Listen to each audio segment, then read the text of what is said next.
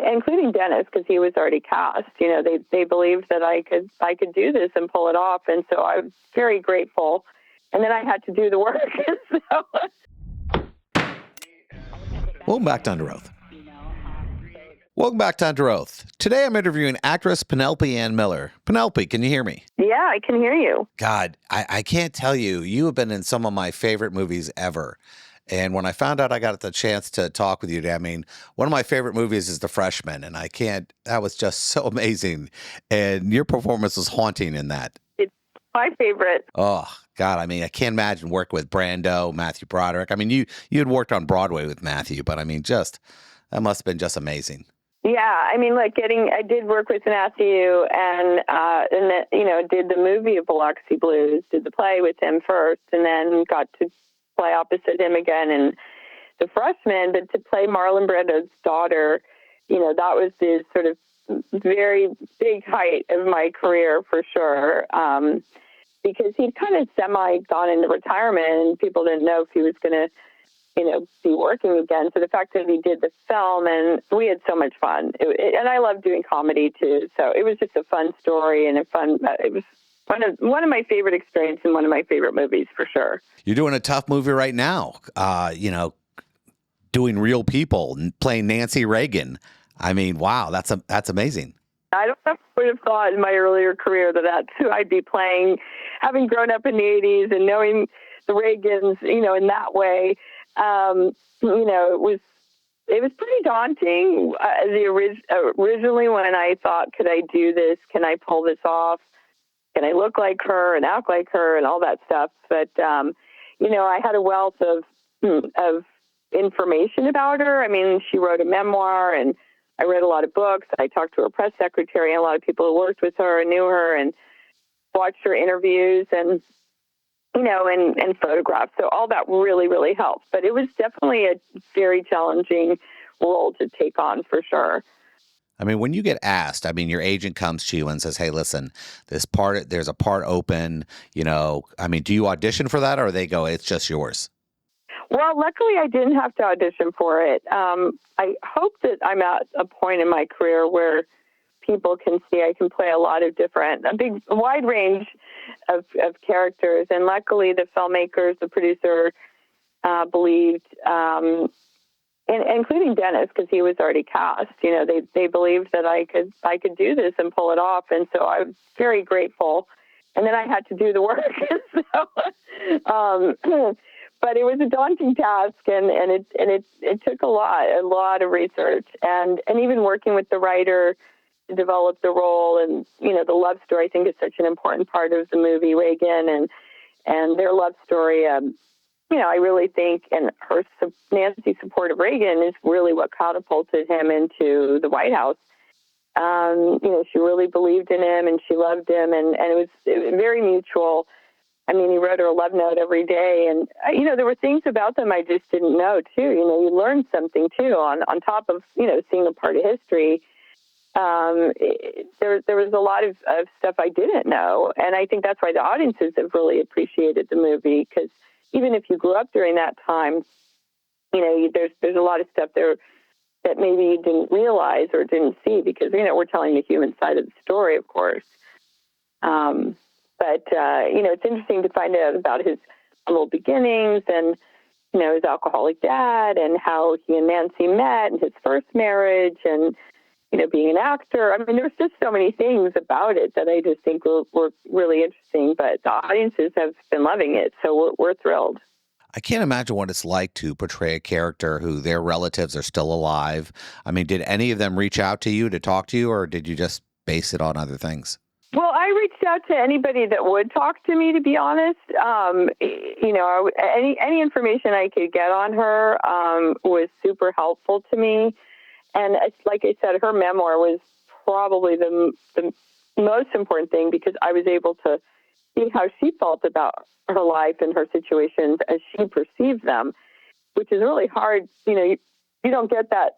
I mean, it was a great thing that I had that material, because most people, when they're playing a real life character, they don't really get to necessarily see it from their perspective. And so I was able to kind of understand her better, because I wanted to play her. We didn't want to play these caricatures and one-dimensional type of roles. We really wanted to play, multi-layered human beings who happen to be very famous. But I think it's, I did, and people didn't necessarily reach out to me, but I reached out to people that would talk to me. So it was extremely helpful. When I talk to actors who portray real life characters, they normally say to me, first I have to figure out the walk. I mean, physically, how do you just slowly turn into that person? Or is it just, all right, I have a feeling this is what I want to do? Well, I think when you're playing a real life character, it's obviously like you get to watch a lot. And, someone, like I said, that was famous, there's a lot of footage on her. But also how she looked was so important because she was so well known for her look, her various looks throughout her life. To me, once I was in those wigs, then I had the hair and the makeup and the wardrobe. And once we got that right, it was really helpful for me to feel like her, to channel her. So that usually I have to say with any role I play, whether it's a true life person, a real life person or not, once I kind of figure out the look, that really helps me get into character more than the walk, like some people say. And maybe it's the tenor of the voice or something about the voice, but a lot of it is how they look, like how do they feel, it's like, because once you're in those looks, like you sort of become a different person. You mentioned that, and I was thinking to myself, the first time you get to look in the mirror and realize how they've got you with the hair, I don't know if they did your hair or they used a wig, but I mean, that feeling when you look in the mirror, is it just weird or is it just like, oh, all right, we got this? Yeah, no, I think it's a combination of things. I mean, I think it's, and as I mentioned, I had 3 wigs because I played her from the late 20s all the way up until her 70s. So I had 3 different wigs. But yeah, once I was able to look at myself and see Nancy, that's really what made it for me work. And, it is weird. You're looking at someone else while you're looking at them in the mirror. But yeah, and then you just have to be as believable and true to the person as you can, and that's what I hope we achieved. But, like I said, the reaction's been pretty tremendous, with the audiences and in the theaters. And now it's on, home television. So people, they didn't go to the movies, which was really a fun way to see the movie, by the way. But I think, now people can get the pleasure of seeing it in their homes and watching it with their families too. Because it was a time in our life that I think the 80s I think people are very nostalgic about it. There was a lot of scenes in there where you, through different times and periods in the White House. I mean, were the majority of these sets or were they more green screen? We shot in Guthrie, Oklahoma. That was his hometown. I mean, not in real life. He was from Illinois, Dixon, Illinois. But there was a town in Oklahoma that was very old, very preserved, and we shot most of the movie there because there was a Masonic temple that used to be the capital of Oklahoma in Guthrie, and it served as our White House, and it served a lot of things. It was the Berlin Wall for a while. So somehow that the interior and the exterior worked for a lot of those, scenes in the movie. Then we got to shoot at the Reagan Ranch at their home that has been completely preserved. I mean, their clothes are still in the closet. The furniture hasn't been touched. And so that ranch, which was a very, very modest ranch, it's teeny, and we were the first movie that's ever been able to film up there. And so that was amazing to be able to work there. And then we shot at the Reagan Library, where we had Air Force One, the one they were on, and Marine One, which was the helicopter. So it was amazing to be in the places that they actually stood and they were actually in, and their spirits are there. And, that was really cool that we had those opportunities as well. And that helped a lot. Have you gotten any feedback from the family on this, on whether they thought, wow, you nailed this? Well, Michael Reagan, his son with his first wife, he was at the premiere. He absolutely loved it. And, he loved my portrayal of Nancy, or so he said to me anyway. And, really is this big supporter of the movie. And,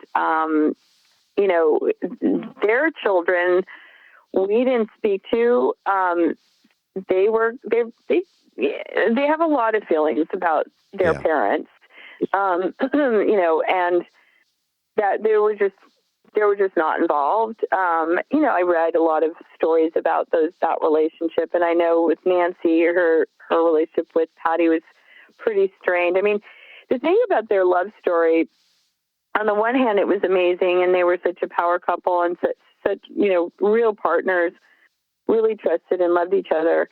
But I think they were such a tight circle. Even Patty said there were two halves of a circle, and there was no room for us. And so I think it was hard for their kids, to be honest, because their partnership was so tight. And I think it helped, Ronald Reagan become the man that he became was through Nancy's support and belief in him. But she was by his side constantly. And I think that relationship was the most important relationship in her life, and vice versa.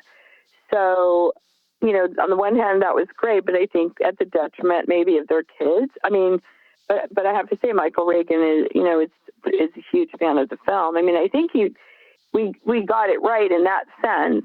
But, so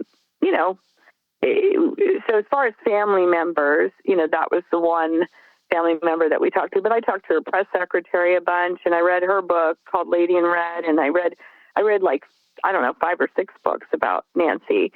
So it was helpful for me, to get other perspectives as well. I mean, good and bad. When I track your career, I got to tell you, I can't even imagine what it's like to play with the icons that you got to play in the pool with, whether it be Schwarzenegger, Robin Williams, De Niro. I mean, when you think back and when you get a part and you go, okay, the first day, who was the one that you go, okay, I'm most comfortable, or this is, making me a little nervous? Well, obviously playing the real life characters are the ones that make me nervous. I mean, playing Nancy was my most difficult, challenging, scariest role to take on yet in my career, because she was the most famous and most well-known. I mean, playing Dahmer's mom, there wasn't a lot of footage out there of her, but that was, I wanted to get that right as well. And then I played Joyce Mitchell, who was the woman who helped the 2 convicts escape, who was the seamstress. And I wanted to get her look right and get that right, and her voice, and then playing Mary Kay Letourneau. I mean, so and Mary Todd Lincoln, all those to me were the most challenging because, they're real people. And, you kind of want to, you want to match that as best you can. Where I'm playing a fictional character, I can kind of make that role into my own. And those, are probably the least daunting, I would say. But still, you want to do a good job. They're all different, and they all take on a different life as well. So, what comes easy and what comes harder. I'm at a different stage too in my life, so I have a lot more perspective and hopefully some wisdom of just life in general, but playing more complex roles and challenging roles, it's interesting to me.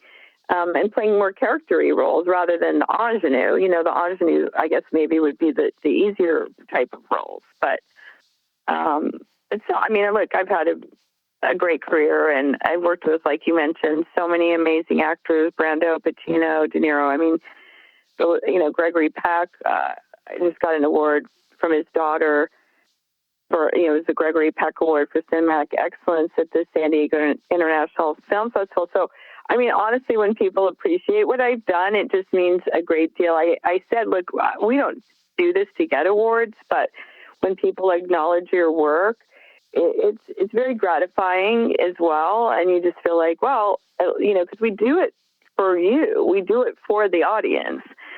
So, I hope I'm doing something right. Well, you have been, and I've loved all your movies, and I can't wait to talk to you again. Well, thank you. And you as well. And thank you for having me. And thanks for your support. I appreciate it.